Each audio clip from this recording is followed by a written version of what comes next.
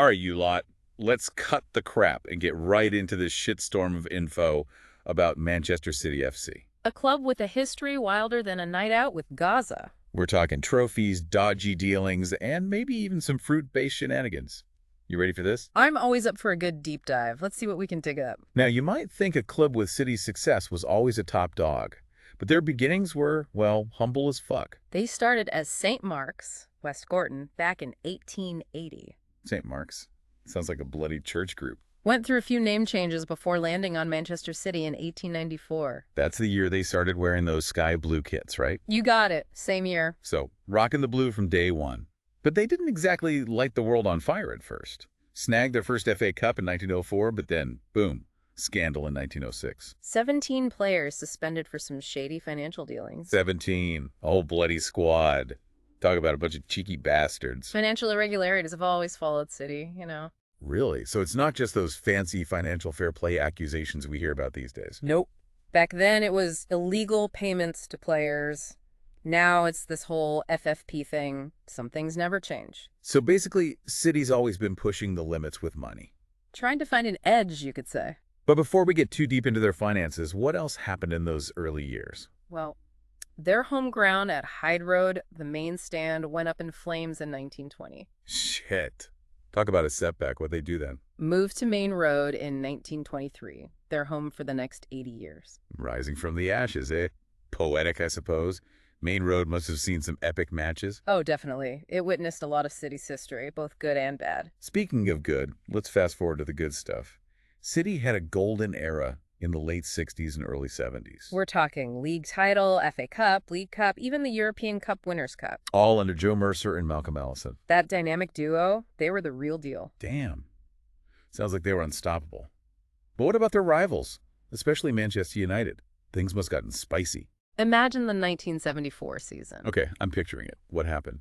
Last game of the year, United needs a win to avoid relegation. Talk about pressure. And who are they playing? Fucking City. No way! So did City crush their dreams? They did. And get this. United legend Dennis Law scores the winning goal for City. You're kidding? Their own legend sent them down. Yep. A back heel, no less. Sends United down to the second division. Brutal. City fans must still rub that in their faces. But even the best teams have their ups and downs, right?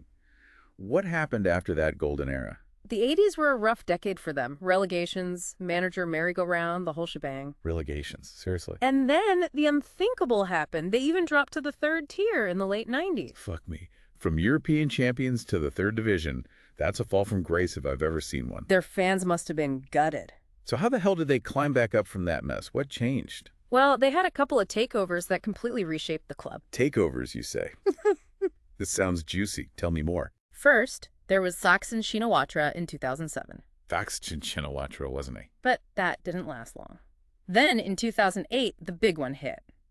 The Abu Dhabi United Group. Abu Dhabi United Group. That's when the money really started flowing, right? Oh yeah, the floodgates opened.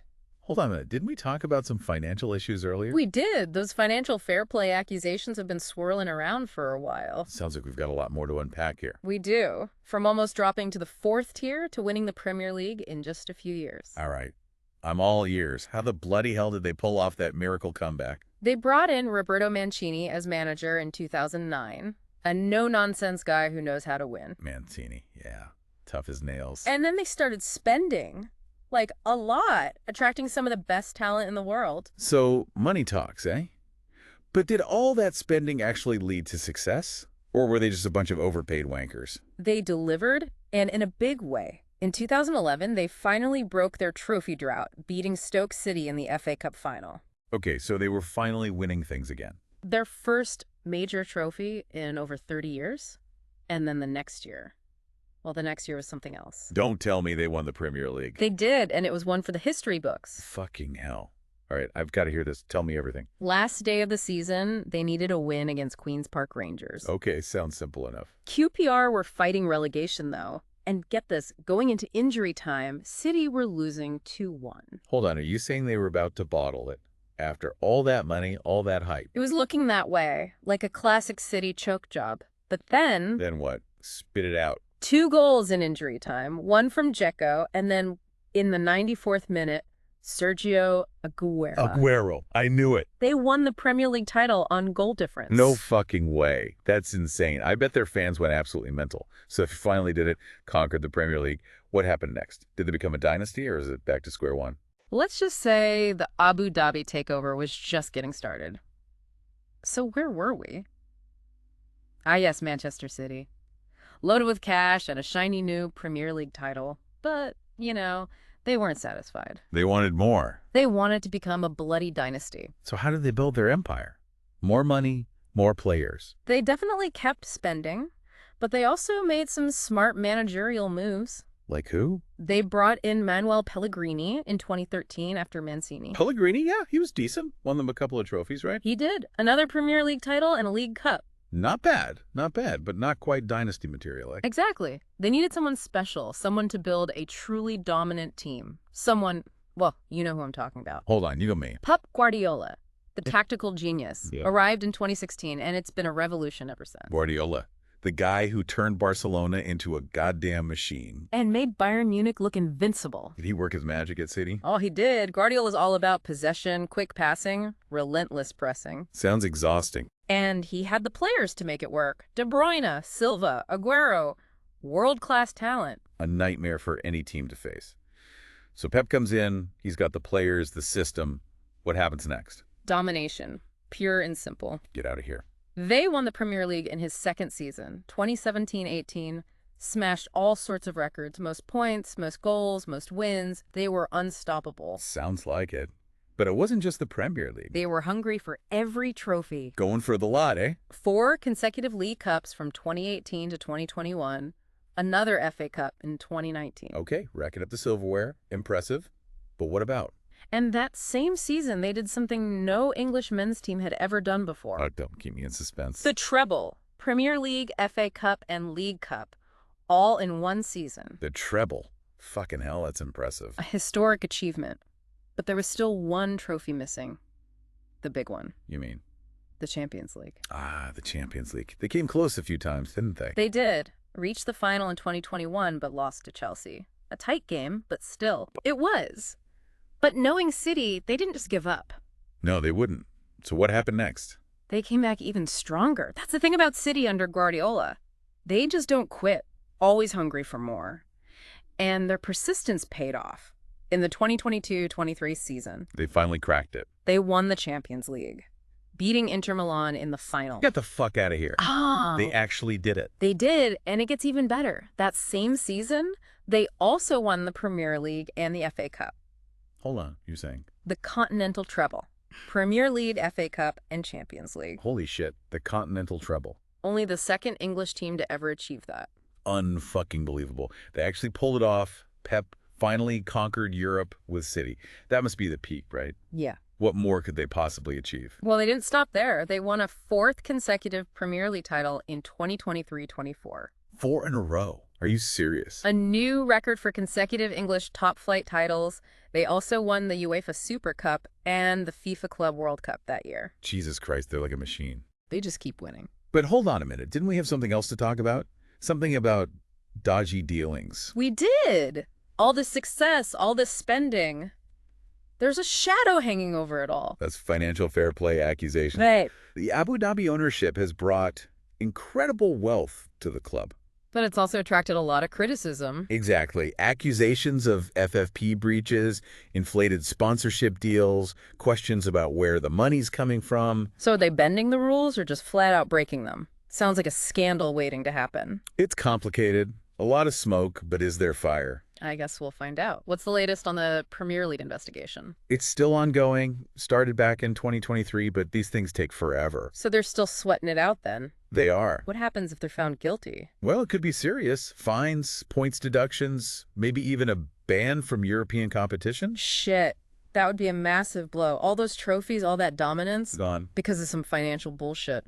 It would be a huge setback, for sure. But I don't think it would be the end for City. They've got a talented squad, world-class manager, and let's face it, a seemingly endless supply of cash. Yeah, money talks. But even with all the cash in the world, there's no guarantee of success. Look at Newcastle, spending like crazy, but they're still miles behind. True. But City's success isn't just about the money. They've got a vision, an identity, and they're always innovating. Pushing the boundaries. So they're not just buying success, they're earning it too. Fair play to them. But what about the future?